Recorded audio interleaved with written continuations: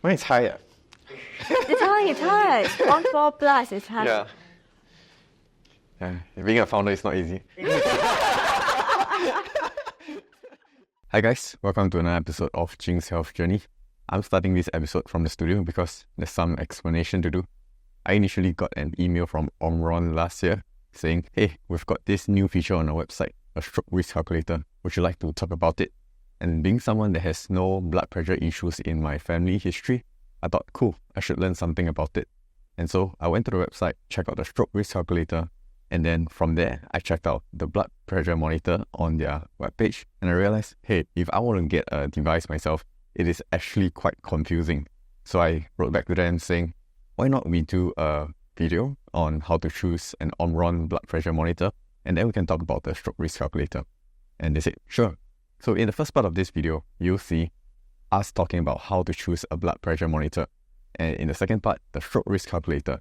In the last part of this video, I tried on the blood pressure monitor for myself for the first time in my life. And well, I found out I have unexpectedly high blood pressure readings. You get to see that in the last part of this video, but just know that the story doesn't end there. There's going to be a follow-up video because I need to fix my blood pressure problems. So in the next video, I'll talk about what I did in the past 3 months. For now, in this episode, I spoke to Eunice from OMRON, and after saying the usual hello and introductions, I got straight into the first question. Eunice, first and foremost, I went to the OMRON website and I checked out a few devices. It seems pretty confusing for me as a first-time visitor to the website. Perhaps can you elaborate more on how does someone pick a device? Yeah, definitely. So here at OMRON, we have a wide range of different types of BPMs depending on your specific needs that you have. But I think to put it simply, all the OMRON devices that you see over here are all clinically validated. So for all the devices that you see over there, you can be assured in terms of the accuracy of the devices. Now, how you actually select really depends on your need.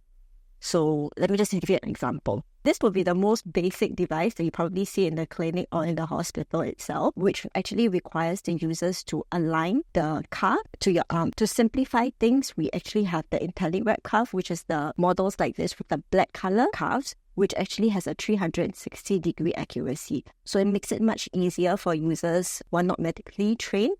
You don't have to worry about adjusting the cuffs. So these would be the other added features that you may have. Yeah, and of course, then other devices such as the 7361T, there is the AFib detection, as well as the Complete, which actually has an ECG detection feature for you. Between the one with the IntelliWrap cuff and the other one, are the devices similar? Can you take the cuff up and plug it into the other device? No, I'm afraid not. The cuffs will be very specific to the models itself. So for the cuffs itself, for example, the regular ones, the cuffs have 3 different sizes. So really depending on the size of your arm, you can actually select a suitable cuff size. As for the IntelliWrap cuff, it comes in one size, but it's a wide range cuff. So it actually suits most of the users that have regular cuff size. What are some other considerations cuff-wise? I think the main consideration would be probably the accuracy. So whether you are able to wear the cuff correctly or not. So I think if possible, later we can show how do you actually go about measuring your BP, and I think we can demonstrate how to wear the cuff itself. And when it comes to choosing cuff size, how does someone go about it? Do they measure their circumference themselves and then they check on the website? Yes, you need to measure the circumference of your arm.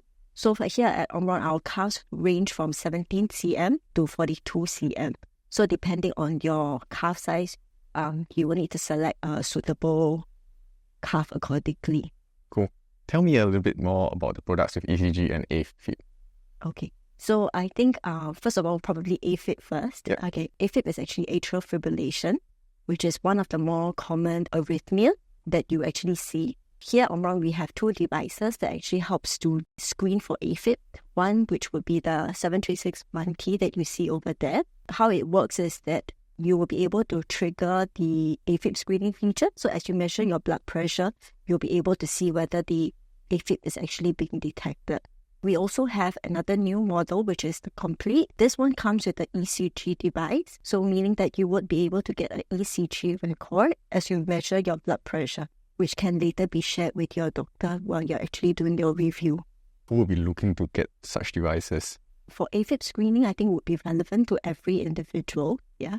But having said this, I think for ECG devices, typically would be for individuals with complaints of irregular heartbeat, or maybe if after your surgery or you have been diagnosed with AFib and your doctor actually requires you to monitor your condition more regularly. I think this is where the ECG reading would be more relevant for you. I see a black sleeve over there. Can you tell us more about it? Okay, so this one is our device, HEN7600T. So this is our flagship model actually, because it is, you'll notice that it's very different from the others because it's tubeless.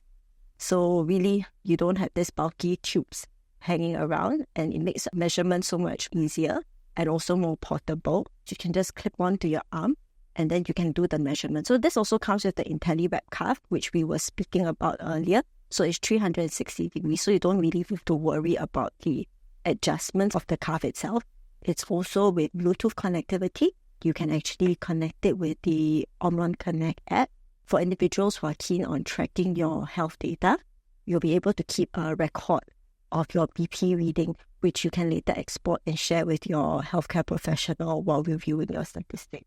This brings me to another question I have. So if I have more than one person in the family which requires tracking of BP, does that mean I need more than one device? Yes and no. Okay, so we do have devices which are suitable for multi-users. For example, the AFib detection model, it comes with 2 users. Because of the Bluetooth connectivity, you'll be pairing it with specific individuals with your own profile, with your own data. Hence, you would need to tie that to a specific user itself. But for the non-connected device, I mean, definitely if you're recording your BP manually, then of course you are free to share within the family. Cool. If you guys have any questions, please feel free to put them in the comments. We'll try to find it out and get back to you. Moving on to the calculator. Tell us about the calculator on the website. Late last year, we actually introduced a stroke risk calculator. This is a collaboration with AUT, which is the Auckland University of Technology in New Zealand. The calculator, basically, it's targeting individuals like you and myself who are not medically trained, whereby we can complete just simple 20 questions, and from there you'll be able to assess your stroke risk. So the results that you get from it would be your stroke risk assessment for the next 5 years or the next 10 years. And the questions you'll be asked will be in relation to your medical history, your lifestyle habits. Yeah. So for someone like me and my peers I'm 33 years old, right? I wouldn't think I would get a stroke anytime soon.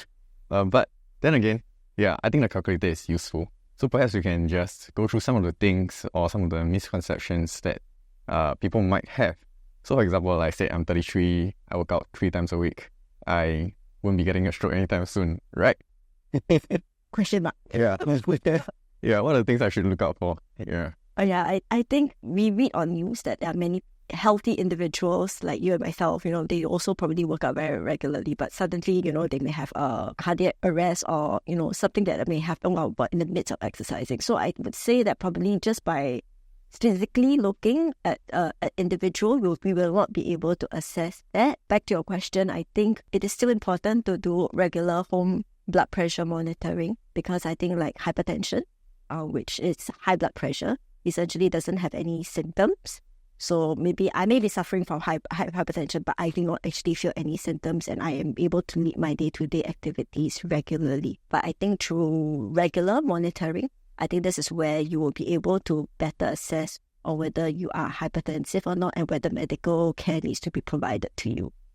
With that, the interview took a short pause because we wanted to discuss which device to try on. And as mentioned earlier in this video, I got to try out a blood pressure monitor for the first time in my life by myself. I'm just going to fast forward this part.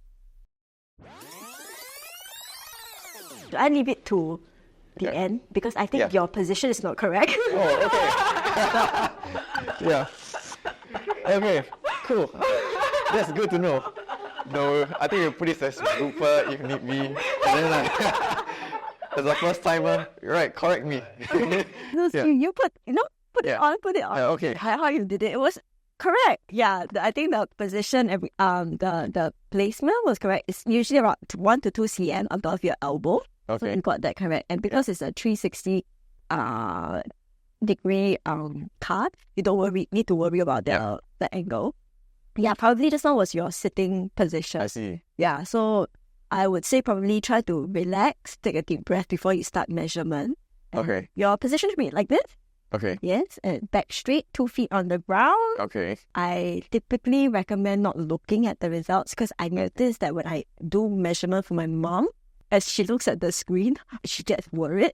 So you can see her reading shooting up. So just relax and then just Can I do other things like use the computer while I... not recommended because you may get excited. Okay. So that may affect your mood as well. So usually calm yourself down before you do your measurement. Okay. So shall we try that again? Yeah. What else should I look out for? Is there anything else? No, just regular breathing, look, Okay. relax. Yeah. Okay, cool. Oh, do not talk when you're doing your measurement. Okay. Yeah. Your reading is high, ah? Yes. Good to know. Okay. Good to know. But I think it's also because of the context that we are in, right? Perhaps. I should go back and do more reading. And after this, I can just take it off and you will have memory stored inside. Okay. Yeah. With the app as well. Yeah, correct. Cool. Thank you so much, Eunice, for going through how to take blood pressure properly, as well as going through the devices with me. With this, we round off this episode. Mine's higher. It's high. 1.4 plus, it's high. Yeah. Being a founder is not easy. In one of my future videos, I'll talk about this journey of the past 3 months where I tried lowering my blood pressure. And if you're interested in that, please feel free to subscribe. If not, till next time, take care.